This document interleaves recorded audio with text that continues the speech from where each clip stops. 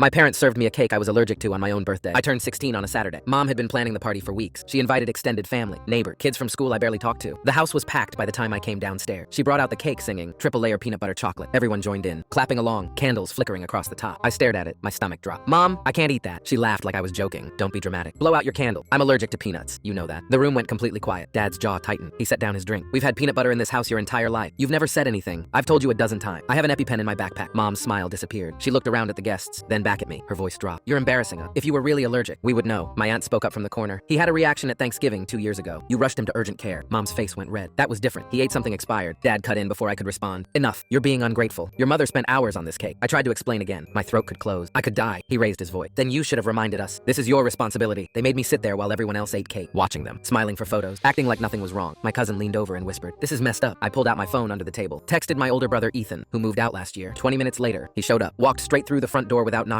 came right to me. Get your stuff. You're staying with me tonight. Mom stepped in front of the door. He's not going anywhere. He's being manipulative. Ethan pulled out his phone, played a voice memo from last month. My voice, reminding Mom about my peanut allergy while she wrote the grocery list. Her voice responding clearly. I know.